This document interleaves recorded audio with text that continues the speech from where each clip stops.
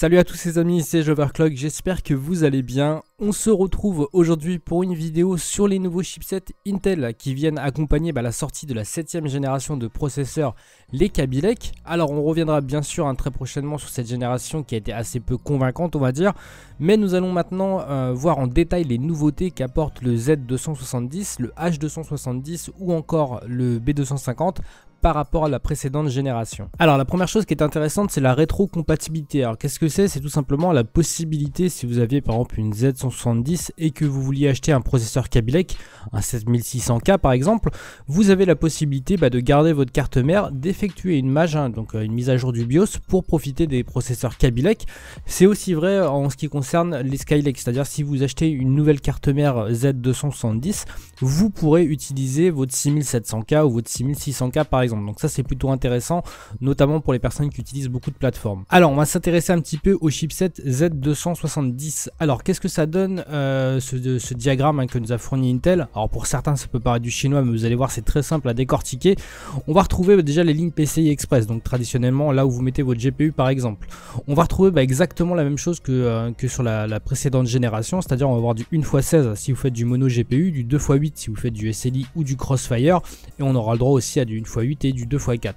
Donc là-dessus on reste sur les mêmes bases que la précédente génération tout simplement. Alors si on continue un petit peu à déchiffrer ce diagramme, on va tomber sur la nouveauté donc qui est les lignes PCI Express 3.0. Donc on était restreint à 20 lignes sur le Z170, aujourd'hui on a le droit à 24 sur le Z270, ce qui est plutôt une bonne chose, et on verra que globalement les trois chipsets ont profité de l'apport de lignes PCI Express.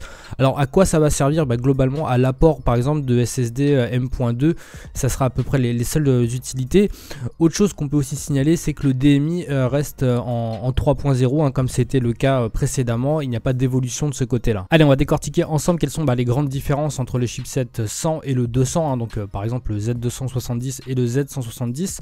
On va voir qu'il n'y a pas grand chose. Alors il y a bien évidemment le nombre de lignes PCI Express, ça on l'a vu un petit peu auparavant, on gagne 4 lignes sur chaque chipset, donc le B, le H et le Z. Le nombre de lignes HSIO, alors qu'est-ce que c'est? C'est tout simplement les cartes mères ont droit à un certain nombre de ports qu'ils attribuent comme ils ont envie. Donc les ports c'est par exemple du SATA, de l'Ethernet, de l'USB, ce genre de choses. Et ils ont un certain nombre qui leur est attribué et à eux de faire à leur sauce. C'est pour ça que sur certains fabricants ou certaines gammes de cartes mères, vous allez avoir plus de SATA d'un côté et sur l'autre gamme plus d'USB. Enfin, vous voyez un petit peu le concept, c'est le nombre de ports qui leur sont attribués.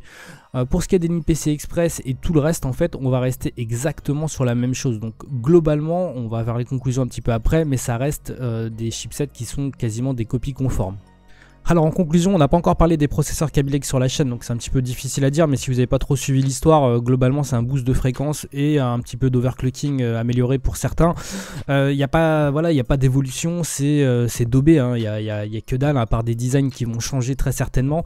Il y a deux écoles qui vont s'affronter, si vous êtes sur du Sandy ou du Eevee et que vous n'avez pas sauté le pas, pourquoi pas partir sur du Kaby Lake avec les chipsets série 200, puisque ils seront au même prix, ça a été annoncé que les processeurs et les cartes mères déjà existantes en Skylake, et pour les autres qui est en Haswell, en Skylake, inutile de changer, il n'y a aucun intérêt, à moins que vous ayez envie d'aller chercher les 5 GHz avec votre CPU ou d'avoir des nouveaux designs de cartes mères. Ça va se résumer à pas grand chose à la conclusion. La véritable question à se poser, et on pourrait en faire un prochain sujet, c'est est-ce que Intel nous sort vraiment de la dope parce qu'ils n'ont pas de concurrence, chose qui aspire à changer d'ici peu de temps, ou est-ce que vraiment ils sont dans le mal, dans le dur, et ils n'arrivent pas à sortir quelque chose de constructif, de productif et de meilleur? Ça c'est une autre question.